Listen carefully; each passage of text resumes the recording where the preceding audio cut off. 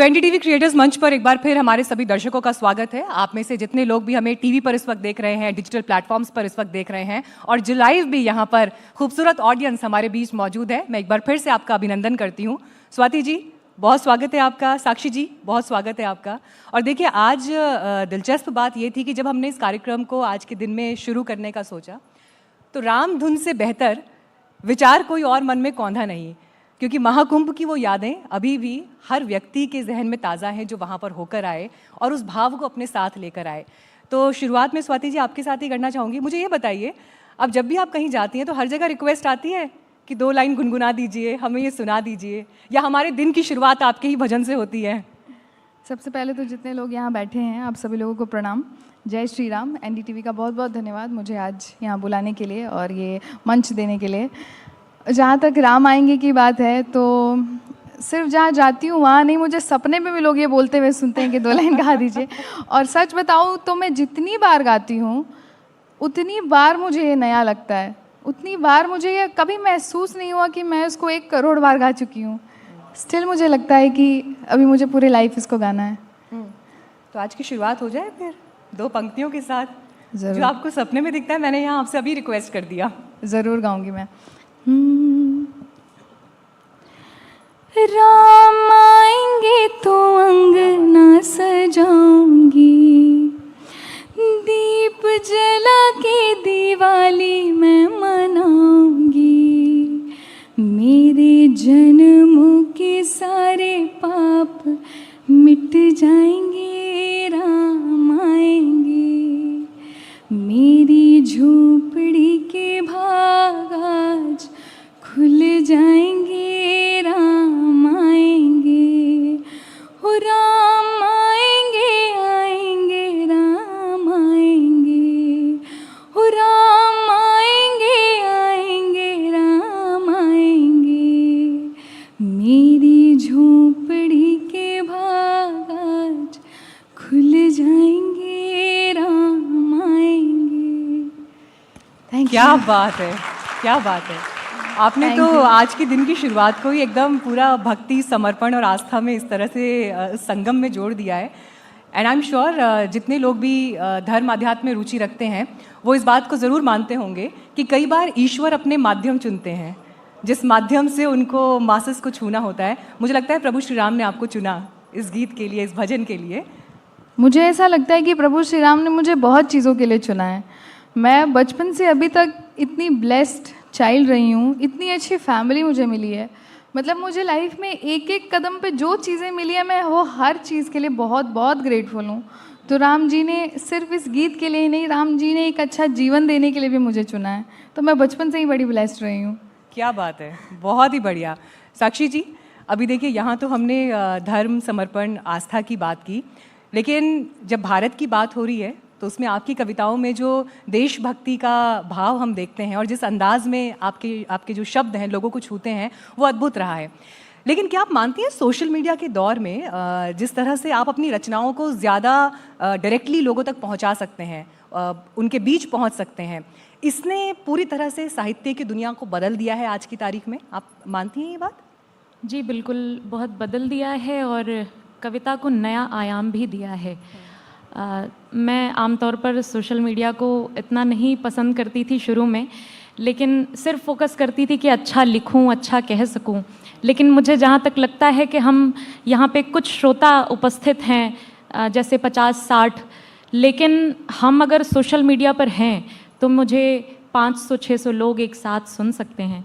तो social media का बहुत बड़ा योगदान है कविताओं में भी, और आप किसी भी प्रकार का अगर आपके पास कला है तो उसका प्रचार प्रसार करने के लिए सोशल मीडिया बहुत अच्छा प्लेटफॉर्म। अच्छा, बीच में बड़ा लोग अक्सर कहते थे कि क्या यूथ जो है वो साहित्य से दूर होता जा रहा है, या कहानियों से, कविताओं से, गद्य पद्य, क्या ये अब उनकी पहुंच से दूर हो रहे हैं? इनफैक्ट बहुत सारी यंग ऑडियंस भी मैं देख रही हूँ यहाँ पर हमारे साथ इस वक्त मौजूद है।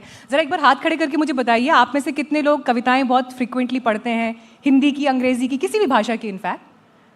अरे वाह, ये तो बड़ी अवेयर ऑडियंस है आज हमारी। I am happy to see that. तो ये चीज़ ज़रूर दिखाई देती है कि सोशल मीडिया की वजह से एक बदलाव जो दिखाई दिया कि जो चीज़ें किताबों तक सीमित थीं अब वो हर मोबाइल स्क्रीन पर एक टच के आधार पर उपलब्ध है। तो क्या ये बदलते वक्त में लोकप्रियता देने का भी एक जरिया और एक ब्रिज बनता है आपकी नज़र में? जी, आपका पहला सवाल ये था कि बदलते दौर में क्या लोग साहित्य से दूर होते जा रहे हैं।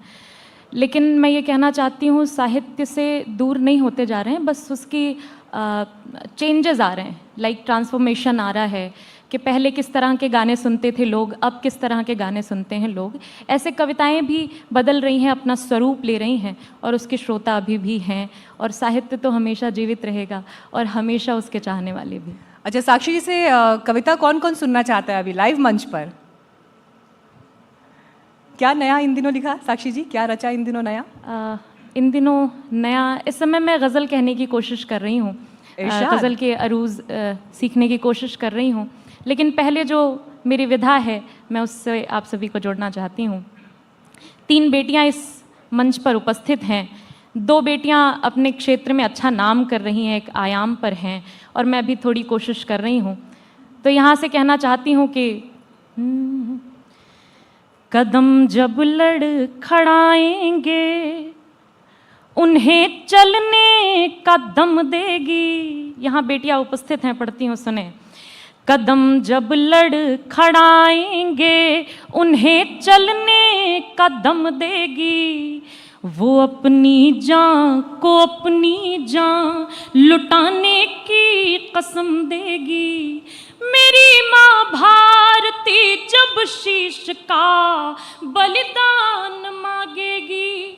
और मेरे लिए बहुत सौभाग्य का विषय है कि अशोक चक्रधर जी मेरे सामने बैठे हुए हैं, जिनको देखकर, जिनको सुनकर, जिनको पढ़कर हम लोगों ने कुछ कहने की कोशिश की। पढ़ती हूँ, सुनिएगा। मेरी माँ भारती जब शीश का बलिदान मांगेगी, तो भारत की हर एक बेटी भगत सिंह को जन्म देगी। क्या बात है। भारत की हर एक बेटी। और युवा साथी उपस्थित हैं। ये वो समय है जहां आपको एक हाथ में माला और एक हाथ में भाला रखने की आवश्यकता है। तब कहना चाहती हूँ, कोई पत्थर अगर बरसाएगा तो तीर बन जाना, तुम अपने दुश्मनों के पाँव की जंजीर बन जाना। तुम्हारी माँ के इज्जत पर कोई जब हाथ डाले तो, तुम्हारी माँ के इज्जत पर कोई जब हाथ डाले तो, तुम उसके बाजुओं को काटना, शमशीर बन जाना। तुम उसके बाजू। बहुत बहुत आभार। क्या बात है। अच्छा, आपकी विधा में जब देशभक्ति का रंग आपके शब्दों में इतनी गहराई से दिखाई देता है, इसकी शुरुआत कैसे हुई? देखिए, मैं बहुत कम उम्र पर मंचों पर आ गई थी कविता सुनाने के लिए, क्योंकि मेरी मम्मी भी कवयित्री हैं। तो हमारे संस्कार में, हमारे जीन्स में कितनी एज थी आपकी उस समय, उम्र क्या थी? मैं 16-17 वर्ष की थी। उस समय मंच से शुरुआत, मंच पर शुरुआत हो गई? उस समय मंच पर शुरुआत हो जाती है। आमतौर पर यह कहा जाता है कि जब दिल टूटता है तो कवि बनते हैं, लेकिन मेरी जो आयु थी लिखने की, वो दिल टूटने की नहीं थी। उस समय हम अपने माँ के लिए लिखते हैं, देशभक्ति के लिए लिखते हैं, पिता के लिए लिखते हैं। तो मेरी शुरुआत इस तरह से हुई कि मैंने देशभक्ति की पंक्तियों से, और सबसे पहली कविता मैंने अपनी क्लास टीचर के लिए लिखा था। मेरा 12th का फेयरवेल था और मैं अपनी क्लास टीचर को माँ की तरह देखती थी, तो मैंने सबसे पहले माँ पर लिखा था, फिर भारत माँ पर लिखा, और ऐसे यात्रा मेरी शुरू हुई। क्या बात है। स्वाति जी, मंच के साथ आपका सफ़र कब शुरू हुआ? मेरी शुरुआत बहुत लेट हुई है, क्योंकि कई साल मुझे लग गए अपनी फैमिली में ये बताने के लिए कि मुझे ये करना है, और जबकि मुझे पता नहीं था कि मेरे जो फादर है वो तैयार बैठे हैं कराने के लिए, उनको बस बताना था। मैंने मेरे ख्याल से 9th क्लास में उनको बताया, तब जाके उनको पता चला कि मुझे म्यूज़िक सीखना है। तो कह रहे इतने साल से क्या कर रही है तब? तो उसके बाद जब मैं गुरुजी के साथ जाती थी कहीं कहीं, जहाँ वो जाते थे वहाँ मुझे 1-2 गाने गवाते थे, और वहाँ से मेरी मंच की शुरुआत हुई। उसके बाद मैं थोड़ा यूट्यूब करने लगी, बनारस आई, मैं यूट्यूब करने लगी, और पिछले 2 साल से तो मंच ही कर रही हूँ। अच्छा, आपने यूट्यूब का जिक्र किया, आपने जिक्र किया कैसे सोशल मीडिया पर जब आपके गीत आने लगे, छाने लगे, तो उनका क्या इम्पैक्ट आपके जीवन में भी आया, कैसे उसने जीवन को बदला। जब प्रधानमंत्री मोदी ने आपका गीत शेयर किया, राम आएंगे, और जब आपको पहला मोमेंट वो पता चला कि अच्छा प्राइम मिनिस्टर ने पोस्ट कर दिया है, क्या थी वो फीलिंग? पहली फीलिंग तो ये थी कि नहीं नहीं, ये फेक आईडी होगा। यकीन नहीं हुआ? यकीन नहीं हुआ। मेरे पापा ने मुझे कॉल किया, उन्होंने बताया ऐसा कुछ हुआ है, तो मैंने कहा नहीं पापा, ये सब ध्यान मत दीजिए, ये सब फेक आईडीज़ होती हैं। कह रहे फेक आईडीज़ कैसे हैं, हमारे यहाँ कुछ रिपोर्टर्स आए हुए हैं। हाँ। तो मैंने कहा अच्छा। तो फिर मैंने उसको चेक किया, 10-15 मिनट चेक किया, मैंने वो लिंक क्लिक किया कि मेरा ही गाना है ना ये।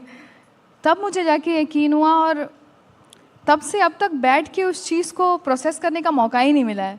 You are still processing? Yes, अब तो काफ़ी समय हो गया। Life changing thing. एक कलाकार को लाइफ में सब कुछ मिल जाता है, लेकिन देश के प्रधानमंत्री से ऐसी तारीफ नहीं मिलती है। क्या तो बात है। मुझे मिली है, और वो चीज़ मैं अभी तक प्रोसेस नहीं कर पाई हूँ। ओवरनाइट ज़िंदगी बदलना, लोग अक्सर इस बारे में बात करते हैं कैसे बदलती है, लेकिन ये जो मोटिवेशन है, ये कैसे कलाकार को और गहराई में लेके जाता है या आगे के लिए प्रेरणा देता है? आपके लिए वो मोमेंट क्या था? मेरे लिए वो मोमेंट, मैं काम बिना एक्सपेक्टेशन के कर रही थी।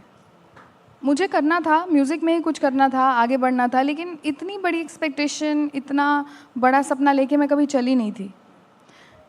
तो जब ये चीज़ हुई तो मुझे पता नहीं, suddenly sense of responsibility feel हुई कि अगर वहाँ तक मेरी आवाज़ गई है तो अब मुझे बहुत अच्छी अच्छी चीज़ डिलीवर करनी पड़ेगी, ना सिर्फ गानों में बल्कि मेरे पर्सनालिटी में, मेरे बातचीत में, मेरे हाव भाव में भी मुझे वैसा रखना पड़ेगा कि मैं जिन्होंने मुझे पसंद किया है, मैं उनको अगर प्रेजेंट कर रही हूँ, कहीं भी जा रही हूँ, तो सब पूछते हैं कि प्रधानमंत्री ने आपका भजन पसंद किया, ये वो।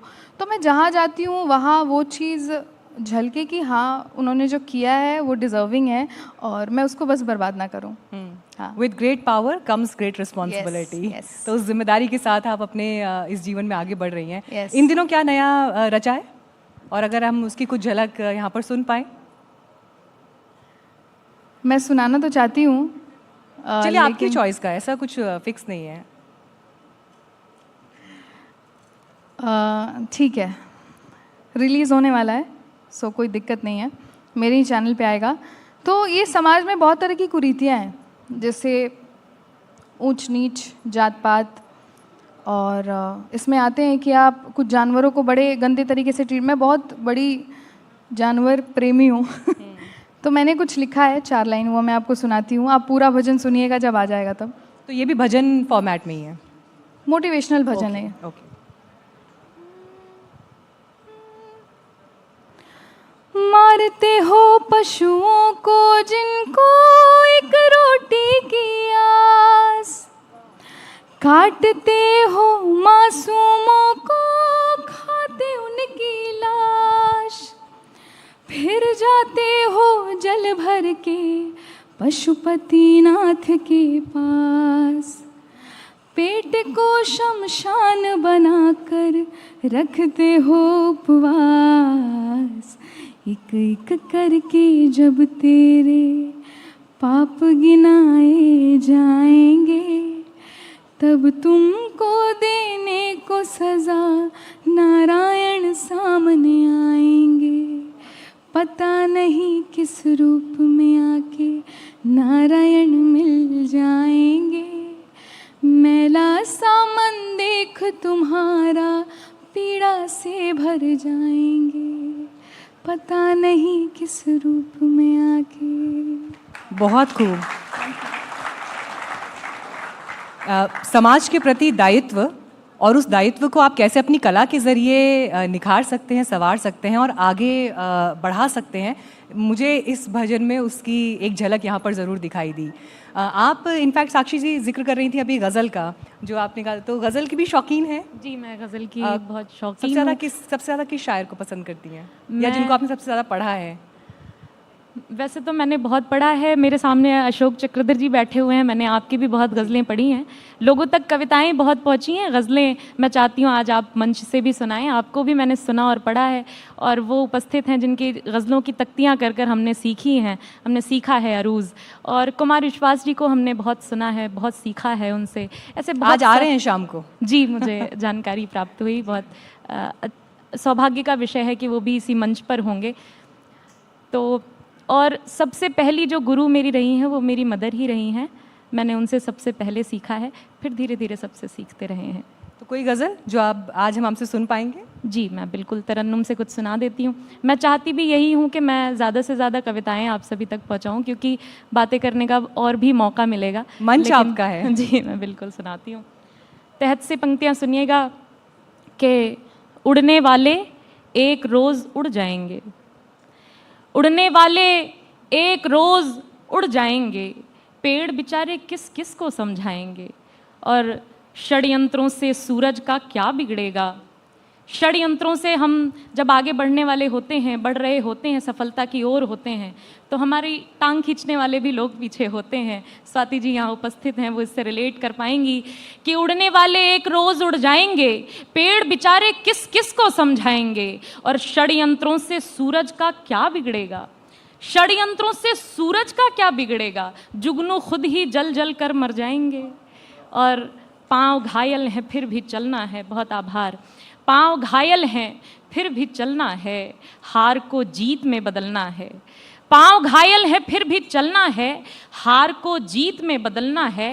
रात में जुगनू टिमटिमाते हैं, हम तो सूरज हैं दिन में जलना है। क्या बात है, बहुत बहुत आभार। खूब, बहुत खूब। स्वाति जी, आप भी सुनती हैं कविताएं, गज़लें वगैरह, या सिंगिंग और भजन पर फोकस ज़्यादा है? नहीं, मैं सुनती हूँ। हाँ हाँ, कौन है आपके पसंदीदा लेखक? कुमार विश्वास जी को ही सुनती हूँ। अच्छा, और उनको सबसे आज ज़्यादा वो आ सुनती रहे हैं। हाँ, मैं हैं। बहुत खुश हूँ कि आज वो आ रहे हैं। और कविताएं जहाँ तक है, मैं जो लिखती हूँ वो भी, मैं जो अभी मैंने सुनाया आपको वो मैंने ही लिखा है, तो मैं भी लिखती हूँ, तो कविताओं से कहीं ना कहीं मेरा भी वास्ता है। कोई और भजन जो आज आप सुनाना चाहें इस मंच से? हाँ, मैं सुनाना चाहूँगी आप सबको एक भजन।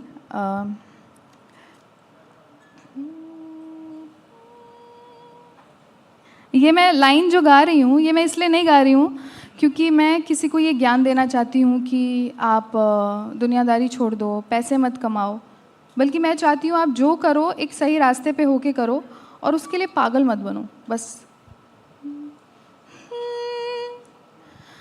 माया के दीवानों सुन लो, एक दिन ऐसा आएगा, धन दौलत और माल खजाना यहीं पड़ा रह जाएगा। सुंदर काया मिट्टी होगी, चर्चा होगा गली गली, ले ले नाम तो राम का प्यारा, शोर मचाऊं गली गली, राम नाम के ही तारीफ नहीं मिलती है। क्या तो बात है। मुझे मिली है, और वो चीज़ मैं अभी तक प्रोसेस नहीं कर पाई हूँ। ओवरनाइट ज़िंदगी बदलना, लोग अक्सर इस बारे में बात करते हैं कैसे बदलती है, लेकिन ये जो मोटिवेशन है ये कैसे कलाकार को और गहराई में लेके जाता है या आगे की लिए प्रेरणा देता है? आपके लिए वो मोमेंट क्या था? मेरे लिए वो मोमेंट, मैं काम बिना एक्सपेक्टेशन के कर रही थी। मुझे करना था, म्यूज़िक में ही कुछ करना था, आगे बढ़ना था, लेकिन इतनी बड़ी एक्सपेक्टेशन, इतना बड़ा सपना लेके मैं कभी चली नहीं थी। तो जब ये चीज़ हुई तो मुझे पता नहीं, suddenly sense of responsibility feel हुई कि अगर वहाँ तक मेरी आवाज़ गई है तो अब मुझे बहुत अच्छी अच्छी चीज़ डिलीवर करनी पड़ेगी, ना सिर्फ गानों में बल्कि मेरे पर्सनालिटी में, मेरे बातचीत में, मेरे हाव भाव में भी मुझे वैसा रखना पड़ेगा कि मैं जिन्होंने मुझे पसंद किया है, मैं उनको अगर प्रेजेंट कर रही हूँ, कहीं भी जा रही हूँ, तो सब पूछते हैं कि प्रधानमंत्री ने आपका भजन पसंद किया, ये वो। तो मैं जहाँ जाती हूँ वहाँ वो चीज़ झलके कि हाँ, उन्होंने जो किया है वो डिज़र्विंग है, और मैं उसको बस बर्बाद ना करूँ। हाँ। With great power comes great responsibility. yes. तो उस जिम्मेदारी के साथ आप अपने इस जीवन में आगे बढ़ रही हैं। Yes. इन दिनों क्या नया रचा है, और अगर हम उसकी कुछ झलक यहाँ पर सुन पाएँ? मैं सुनाना तो चाहती हूँ, चलिए आपकी चॉइस का, ऐसा कुछ फिक्स नहीं है। ठीक है, रिलीज़ होने वाला है, सो कोई दिक्कत नहीं है, मेरे ही चैनल पे आएगा। तो ये समाज में बहुत तरह की कुरीतियाँ हैं, जैसे ऊंच नीच, जात पात, और इसमें आते हैं कि आप कुछ जानवरों को बड़े गंदे तरीके से ट्रीट। मैं बहुत बड़ी जानवर प्रेमी हूँ तो मैंने कुछ लिखा है 4 लाइन, वो मैं आपको सुनाती हूँ। आप पूरा भजन सुनिएगा जब आ जाएगा तब। तो ये भी भजन फॉर्मेट में ही है? मोटिवेशनल भजन है। ओके।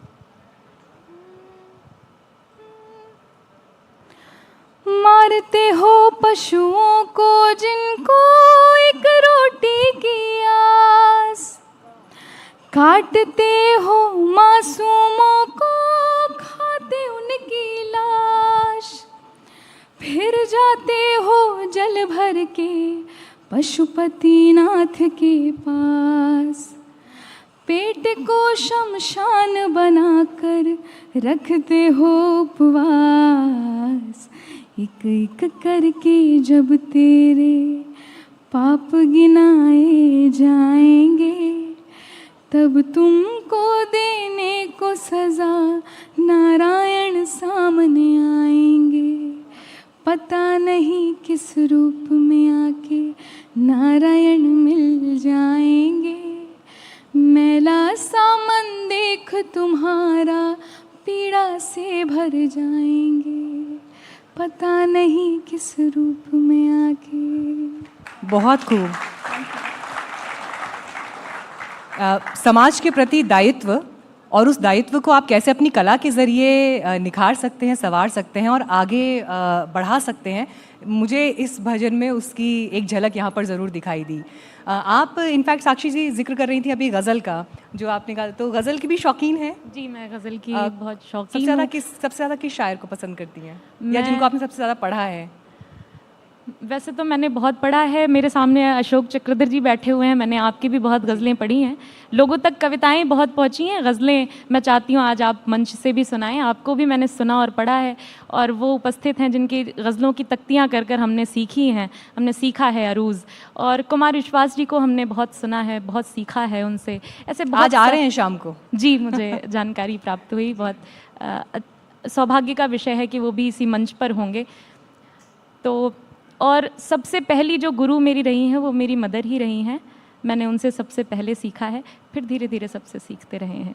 तो कोई गज़ल जो आप आज हम हमसे सुन पाएंगे? जी, मैं बिल्कुल तरन्नुम से कुछ सुना देती हूँ। मैं चाहती भी यही हूँ कि मैं ज़्यादा से ज़्यादा कविताएं आप सभी तक पहुँचाऊँ, क्योंकि बातें करने का और भी मौका मिलेगा। मंच आपका है। जी, मैं बिल्कुल सुनाती हूँ।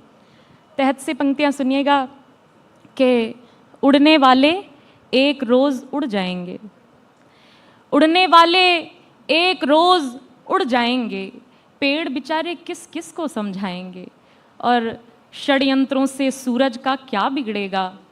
षड्यंत्रों से हम जब आगे बढ़ने वाले होते हैं, बढ़ रहे होते हैं, सफलता की ओर होते हैं, तो हमारी टांग खींचने वाले भी लोग पीछे होते हैं। स्वाति जी यहाँ उपस्थित हैं, वो इससे रिलेट कर पाएंगी कि उड़ने वाले एक रोज़ उड़ जाएंगे, पेड़ बेचारे किस किस को समझाएंगे, और षड्यंत्रों से सूरज का क्या बिगड़ेगा।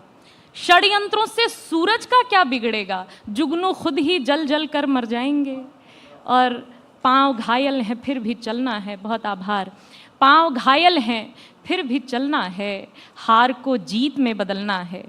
पाँव घायल है फिर भी चलना है, हार को जीत में बदलना है। रात में जुगनू टिमटिमाते हैं, हम तो सूरज हैं दिन में जलना है। क्या बात है, बहुत आभार। बहुत खूब। स्वाति जी, आप भी सुनती हैं कविताएं, गज़लें वगैरह, या सिंगिंग और भजन पर फोकस ज़्यादा है? नहीं, मैं सुनती हूँ।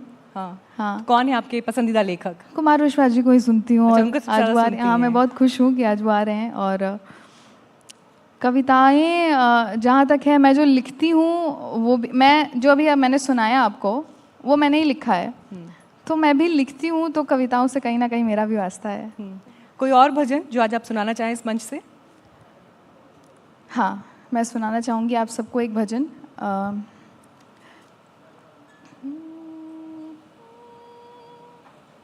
ये मैं लाइन जो गा रही हूँ, ये मैं इसलिए नहीं गा रही हूँ क्योंकि मैं किसी को ये ज्ञान देना चाहती हूँ कि आप दुनियादारी छोड़ दो, पैसे मत कमाओ, बल्कि मैं चाहती हूँ आप जो करो एक सही रास्ते पे होके करो और उसके लिए पागल मत बनो बस। माया के दीवानों सुन लो, एक दिन ऐसा आएगा, धन दौलत और माल खजाना यहीं पड़ा रह जाएगा। सुंदर काया मिट्टी होगी, चर्चा होगा गली गली, ले ले नाम तो राम का प्यारा, शोर मचाऊं गली गली। राम नाम के हीरे मोती मैं बिखराऊं गली गली, ले ले नाम तो राम का प्यारा, शोर मचाऊं गली गली। Thank you. क्या बात है, आपकी आवाज़ तो मतलब एकदम से ऐसा लगता है मेडिटेशन की तरफ ले जाती है कि आंखें बंद करके 10 मिनट 15 मिनट इंसान बैठ जाए तो Thank बिल्कुल you, अपने thank you भीतर so की much. यात्रा उसकी प्रारंभ हो जाएगी। Thank you. आज जब आपसे बातचीत हो रही है सेशन में, तो मैं ये देख पा रही हूँ कि आज के दौर में, बदलते वक्त में, शब्दों से लेकर, लेखन से लेकर और मंच पर उसे प्रस्तुत करने को लेकर जो एग्जाम्पल्स आप दोनों ने सेट किए हैं, वो हमारी युवा पीढ़ी के लिए एक बहुत बड़ी इंस्पिरेशन और प्रेरणा है। और इसीलिए आज के दिन की शुरुआत आपके साथ शानदार रही। थैंक यू सो मच, बहुत धन्यवाद आप दोनों का मंच पर आने के लिए। अगर आप यूथ से कुछ कहना चाहें, साक्षी, कुछ भी। मैंने कहा कि मैं बातें करना कम पसंद करती हूँ। आमतौर पर मैं चाहती हूँ कि कविताओं से, अगर आप इजाज़त दें तो मैं एक मतला एक दो शेर पढ़ना चाहती हूँ, वो आप सभी तक पहुँचाना चाहती हूँ। और मैं सोच कर भी आई थी कि गज़ल की सीखने की शुरुआत हुई है और एनडीटीवी ने इतना बड़ा मंच दिया है, तो यहाँ से प्रस्तुति की भी शुरुआत की जाए। तो मैं, आपके पास समय हो तो मैं सुनाती हूँ, सुनो। आपकी याद दिलाता है, बुरा लग तारीफ नहीं मिलती है क्या तो बात है। मुझे मिली है और वो चीज़ मैं अभी तक प्रोसेस नहीं कर पाई हूँ। ओवरनाइट ज़िंदगी बदलना, लोग अक्सर इस बारे में बात करते हैं कैसे बदलती है, लेकिन ये जो मोटिवेशन है, ये कैसे कलाकार को और गहराई में लेके जाता है या आगे की लिए प्रेरणा देता है? आपके लिए वो मोमेंट क्या था? मेरे लिए वो मोमेंट, मैं काम बिना एक्सपेक्टेशन के कर रही थी।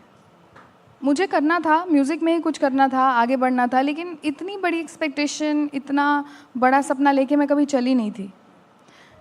तो जब ये चीज़ हुई तो मुझे पता नहीं, suddenly sense of responsibility feel हुई कि अगर वहाँ तक मेरी आवाज़ गई है तो अब मुझे बहुत अच्छी अच्छी चीज़ डिलीवर करनी पड़ेगी, ना सिर्फ गानों में बल्कि मेरे पर्सनालिटी में, मेरे बातचीत में, मेरे हाव भाव में भी मुझे वैसा रखना पड़ेगा कि मैं, जिन्होंने मुझे पसंद किया है, मैं उनको अगर प्रेजेंट कर रही हूँ, कहीं भी जा रही हूँ तो सब पूछते हैं कि प्रधानमंत्री ने आपका भजन पसंद किया, ये वो।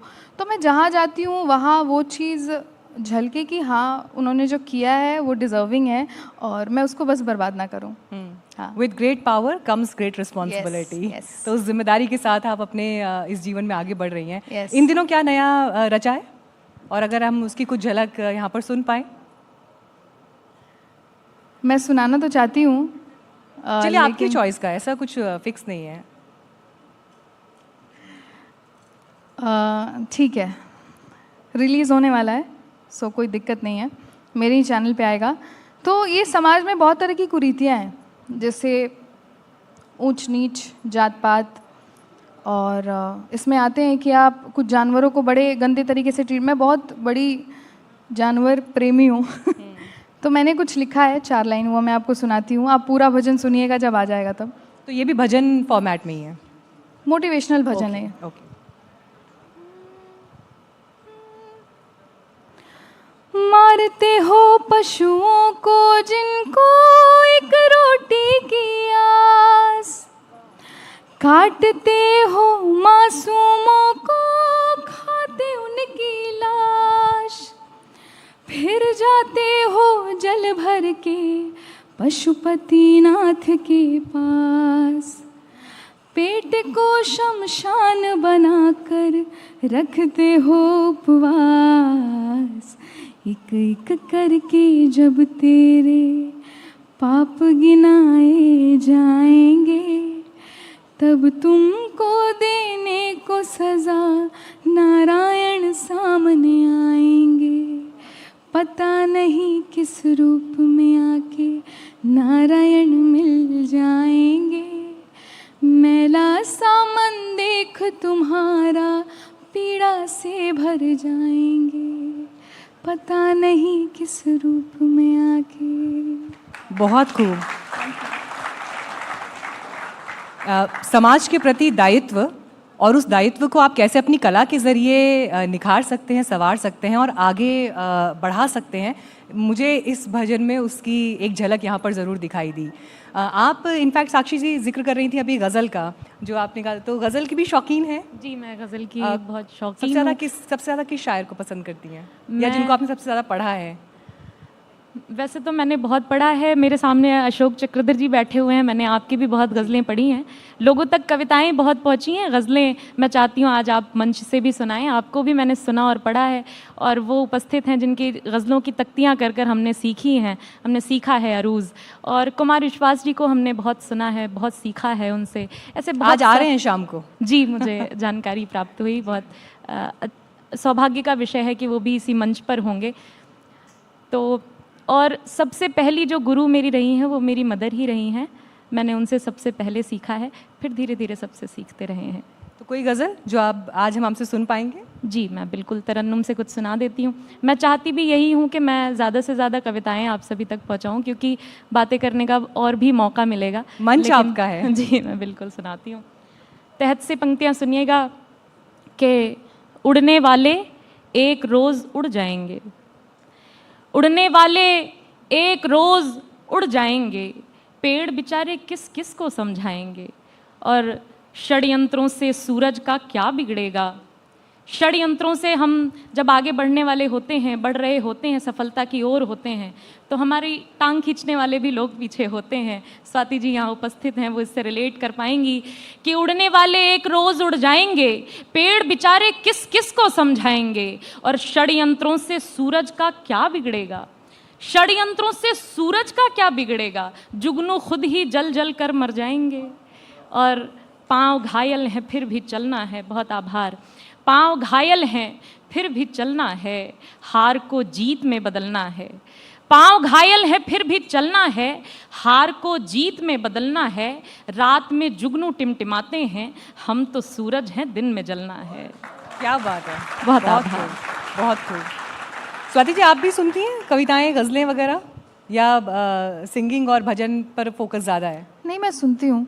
हाँ। कौन है आपके पसंदीदा लेखक? कुमार विश्वास जी को ही सुनती हूँ। अच्छा, और उनको सबसे आज ज़्यादा वो आ सुनती रहे हैं। हाँ, हैं। मैं बहुत खुश हूँ कि आज वो आ रहे हैं। और कविताएं जहाँ तक है, मैं जो लिखती हूँ वो भी, मैं जो अभी मैंने सुनाया आपको वो मैंने ही लिखा है, तो मैं भी लिखती हूँ, तो कविताओं से कहीं ना कहीं मेरा भी वास्ता है। कोई और भजन जो आज आप सुनाना चाहें इस मंच से? हाँ, मैं सुनाना चाहूँगी आप सबको एक भजन।